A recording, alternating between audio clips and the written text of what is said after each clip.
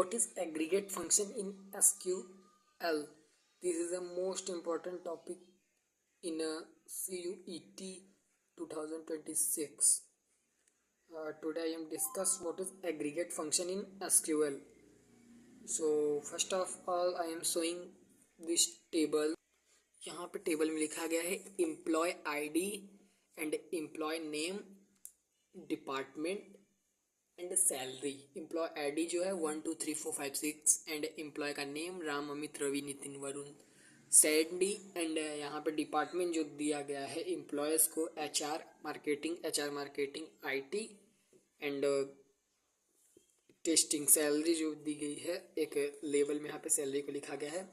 तो इस पर हम एग्रीगेट फंक्शन के ऑपरेशन को परफॉर्म करने वाले हैं एंड समझने वाले हैं, जो सीयूटी में मोस्ट इंपॉर्टेंट है कि कैसे कैसे इनके यूज़ होते हैं, किस तरह से इनकी क्वेरी लिखी जाती है। तो सबसे पहले एग्रीगेट फंक्शन क्या है? Aggregate function is a combination of multiple logical and calculation methods, जिसमें हम मल्टीपल न्यूमेरिक एंड कैलकुलेशंस का यूज़ करते हैं, उसे एग्रीगेट फंक्शन कहते हैं। एग्रीगेट फंक्शन में मल्टीपल कीवर्ड्स आते हैं, जैसे max, mean, count, average, some.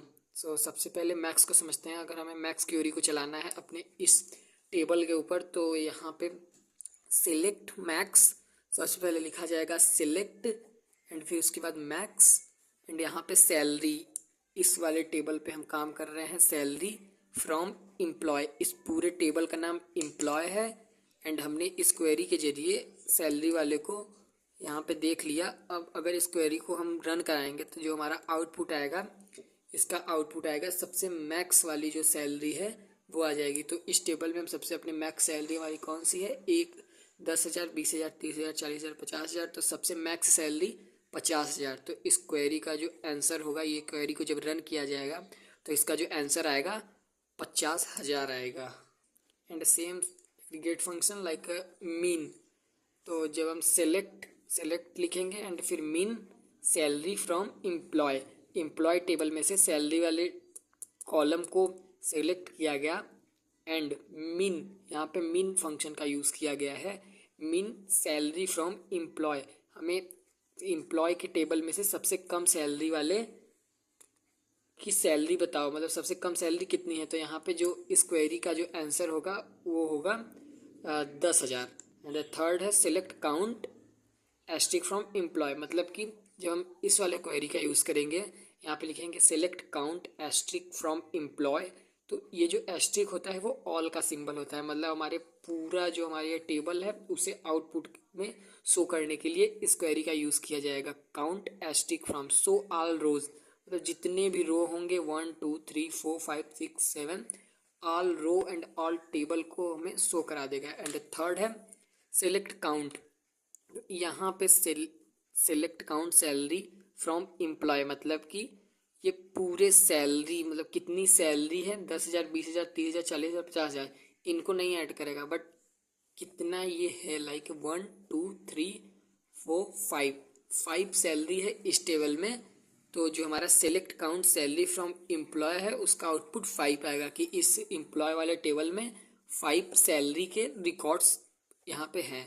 And fourth है सम, पूरे सैलरी का सम निकालने के लिए हम सम फंक्शन का यूज करेंगे। सेम क्वेरी लिखेंगे select sum salary from employee, मतलब यहाँ पे सेलेक्ट का यूज़ करेंगे एंड सम एग्रीगेट फंक्शन का यूज़ करेंगे एंड सैलरी इस वाले पे हम ऑपरेशन को परफॉर्म करेंगे फ्रॉम एम्प्लॉय टेबल पूरे टेबल के ऊपर परफॉर्म कर रहे हैं। तो जो हमारा इसका आंसर आएगा वो 10,000, 20,000, 30,000, 40,000, 50,000 को जोड़ के हमारा जो आंसर होगा वो हमारे इस क्वेरी का आंसर होगा। एंड द थर्ड जो फिफ्थ है select district sum salary from employee, मतलब इस क्वेरी का सिंपल सा यूज़ होगा कि कोई भी डुप्लीकेट वैल्यू नहीं होगी, केवल जितने भी यूनिक वैल्यू होगी उन्हीं वैल्यू को ऐड करके दिखाया जाएगा। सेलेक्ट डिस्ट्रिक्ट एक फिक्स रहती है कि ये बताएगा कि कोई भी डुप्लीकेट वैल्यू नहीं होना चाहिए, यूनिक वैल्यू होना चाहिए। यहाँ पे हम डिस्ट्रिक्ट के बदले हम यूनिक का भी यूज कर सकते हैं। एंड सम सैलरी, इस पे ही ऑपरेशन हम परफॉर्म कर रहे हैं। फ्रॉम एम्प्लॉय में से चेक करो कि कोई डुप्लीकेट तो नहीं है, अगर डुप्लीकेट होगा तो उस पर हम ऑपरेशन परफॉर्म नहीं करेंगे। अगर डुप्लीकेट नहीं होगा तो उस पर ऑपरेशन को परफॉर्म किया जाएगा एंड सैलरी को ऐड करके आउटपुट दे दिया जाएगा।